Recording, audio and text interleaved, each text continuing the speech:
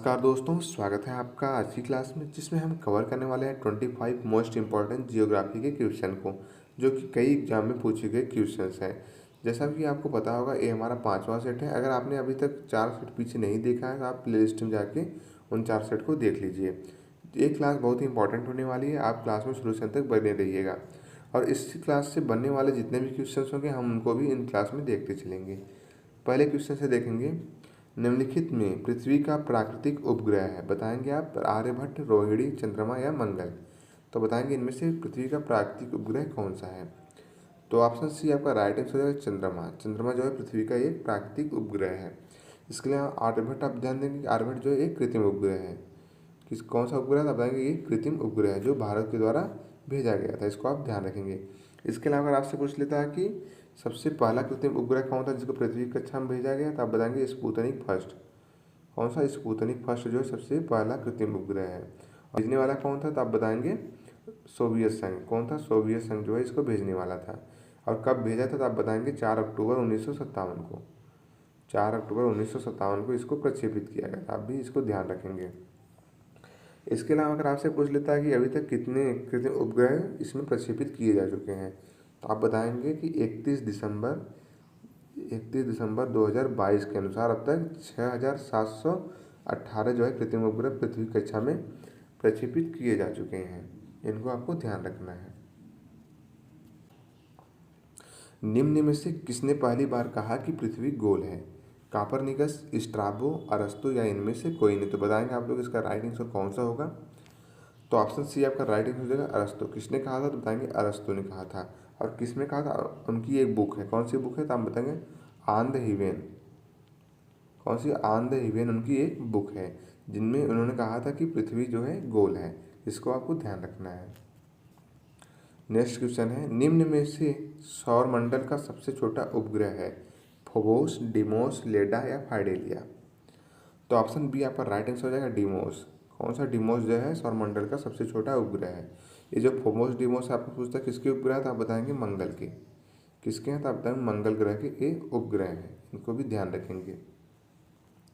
Magellan अभियान किस ग्रह से संबंधित है, मंगल, शनि, शुक्र या बृहस्पति। तो बताएंगे आप लोग इसका राइट आंसर कौन सा होगा। तो ऑप्शन सी आपका राइट आंसर है शुक्र ग्रह। जो मैगेलन अभियान है किस ग्रह से संबंधित है, आप बताएंगे शुक्र ग्रह से संबंधित है। और इसका ये अभियान किसका था, तो आप बताएंगे नासा का। किसका अभियान था, तो आप बताएंगे नासा का अभियान था। इसको भी आपको ध्यान रखना है। अगला क्वेश्चन देखेंगे, शनि ग्रह को सर्वप्रथम किस खगोल शास्त्री ने देखा था, गैलीलियो, कॉपरनिकस, टॉलमी या केपलर ने।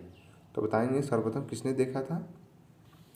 तो ऑप्शन नंबर ए आपका राइट आंसर है गैलीलियो। किसने देखा था, तो आप बताएंगे गैलीलियो ने देखा था। कब देखा था, तो आप बताएंगे 1610 में। कब, 1610 में इसको गैलीलियो द्वारा देखा गया था। इसको आपको ध्यान रखना है। नेक्स्ट क्वेश्चन है, किस गैस की उपस्थिति के कारण वरुण ग्रह हरे रंग का दिखाई देता है, अमोनिया, नाइट्रोजन, मीथेन या हाइड्रोजन।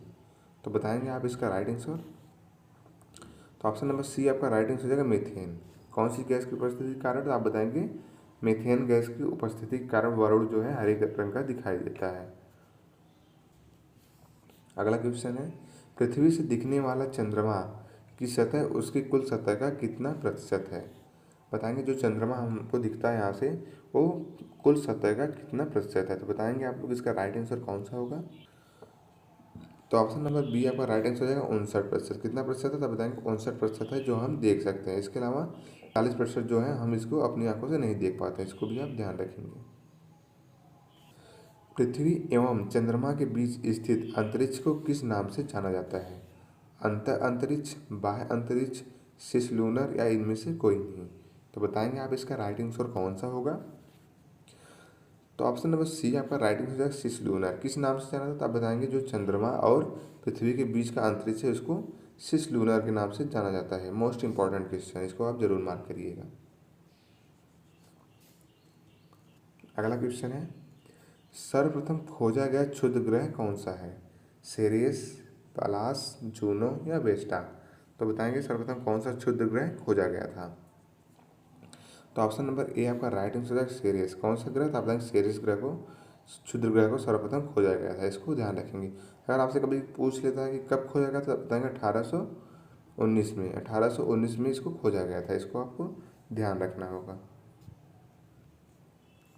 नेक्स्ट क्वेश्चन है, चंद्र ग्रहण कब घटित होता है? अमावस्या को, पूर्णिमा को, अर्धचंद्र के दिन या उपयुक्त ए और बी दोनों? तो बताएंगे चंद्र ग्रहण जो है कब घटित होता है। तो ऑप्शन नंबर बी आपका राइट आंसर हो जाएगा। पूर्णिमा के दिन कब होता है? बताएंगे पूर्णिमा के दिन जो है चंद्र ग्रहण होता है। इसको भी आपको ध्यान रखना है। सौर मंडल का हेलियोसेंट्रिक मॉडल सर्वप्रथम किसके द्वारा प्रस्तुत किया गया था? बताएंगे जो हेलियोसेंट्रिक मॉडल है किसके द्वारा सर्वप्रथम प्रस्तुत किया गया था? केपलर, गैलीलियो, हेर्शेल या कोपरनिकस? तो बताएंगे आप इसका राइट आंसर।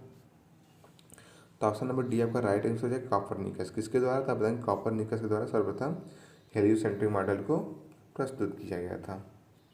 अगला क्वेश्चन है, सियाल, सीमा तथा नीफे के रूप में भूगर्भ का विभाजन किसके द्वारा किया जाता है? वैन डर ग्रेट, स्वेस या होम्स या डेली? तो बताएंगे किसके द्वारा किया जाता है? तो ऑप्शन नंबर बी आपका राइट आंसर है स्वेस। किसके द्वारा किया जाता है? बताएंगे स्वेस के द्वारा किया जाता है। इसको भी आपको ध्यान रखना है। भूपृष्ठ की किस परत में बैसाल्ट चट्टानों की अधिकता है?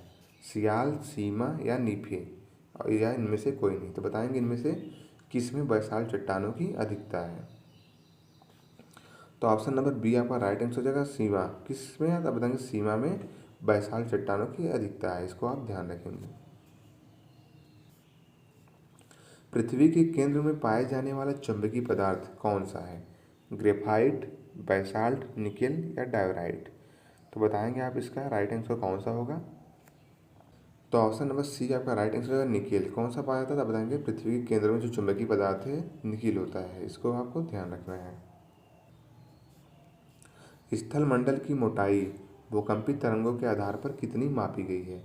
105 किलोमीटर, 80 किलोमीटर, 200 किलोमीटर या 100 किलोमीटर? तो बताएंगे आप इसका कौन सा आंसर होगा? तो ऑप्शन नंबर डी आपका राइट आंसर हो जाएगा। कितनी मापी गई है? तो आप बताएंगे भूकंप तरंगों के आधार पर स्थल मंडल की मोटाई जो है 100 किलोमीटर नापी गई है। इसको ध्यान रखना है। महासागरीय सतह का निर्माण किस प्रकार की चट्टानों से हुआ है? ग्रेनाइट, बैसाल्ट, परतदार या गैब्रो? तो बताएंगे इसमें से राइट आंसर कौन सा होगा? तो ऑप्शन नंबर बी आपका राइट आंसर है बैसाल्ट। किस प्रकार की चट्टानों से हुआ था? बताएंगे जो महासागरीय सतह है इनका निर्माण बैसाल्ट चट्टानों से हुआ है। नेक्स्ट क्वेश्चन है, निम्न में से किसको व्हाइट ऑफ द अर्थ कहा जाता है? बताएंगे क्रस्ट, मेंटल, कोर या इनमें से कोई नहीं? तो ऑप्शन नंबर बी आपका राइट आंसर है मेंटल। किसको कहा जाता है? तो बताएंगे मेंटल को व्हाइट ऑफ द अर्थ कहा जाता है। इसको आप ध्यान रखेंगे। पृथ्वी की कुल द्रव्यमान का लगभग कितना प्रतिशत मेंटल में पाया जाता है? 32%, 52%, 68% या 83%? तो बताएंगे आप लोग कि कुल द्रव्यमान का कितना प्रतिशत जो है मेटल में पाया जाता है? तो ऑप्शन नंबर सी आपका राइट आंसर हो जाएगा। कितना है? तो बताएंगे 68%। कितना परसेंटेज पाया जाता है? तो बताएंगे 68% पाया जाता है। इसको आपको ध्यान रखना है। महाद्वीप और महासागर किस श्रेणी की उच्चावच है? प्रथम श्रेणी, द्वितीय श्रेणी, तृतीय श्रेणी या चतुर्थ श्रेणी की? तो बताएंगे किस श्रेणी की उच्चावच है? तो ऑप्शन नंबर ए आपका राइट आंसर है प्रथम श्रेणी की। किसके हैं? तो बताएंगे प्रथम श्रेणी की उच्चावच है। इसके लिए आपको ध्यान रखना है प्रथम श्रेणी के अंतर्गत क्या क्या आते हैं। तो आप बताएंगे महासागरीय बेसिन और महाद्वीप। कौन सा? महाद्वीप और महासागरीय बेसिन। इसको भी आप ध्यान रखेंगे। इसके अलावा द्वितीय श्रेणी के अंतर्गत क्या क्या आते हैं? तो आप बताएंगे पर्वत, पठार, मैदान। कौन सा? पर्वत, पठार, इसके अलावा मैदान, झील आदि जो है वो द्वितीय श्रेणी के अंतर्गत आते हैं। और तीसरे श्रेणी के अंतर्गत क्या आता है? तो आप बताएंगे डेल्टा या जल हिमनद। डेल्टा जल हिमनद किसके अंतर्गत आते हैं? तो आप बताएंगे तृतीय श्रेणी के अंतर्गत आते हैं। अगला क्वेश्चन है, महाद्वीपीय प्रवाह सिद्धांत के प्रणेता कौन है? प्राट, वेगनर, होम्स या ग्रेगरी? तो ऑप्शन बी आपका राइट आंसर है वेगनर। कौन है? तो बताएं वेगनर जो है महाद्वीपीय प्रवाह सिद्धांत के प्रणेता है। और इन्होंने इस सिद्धांत को कब दिया था? बताएंगे 1912 में। कब दिया था? 1912 में दिया था। इसको भी आप ध्यान रखेंगे। नेक्स्ट क्वेश्चन है, पृथ्वी की धरातल के कितने प्रतिशत भाग पर महाद्वीपों का विस्तार पाया जाता है? बताएंगे आप 25.5%, 29.2%, 35.6% या 40.7%। तो बताएंगे आप इसका राइट आंसर कौन सा होगा।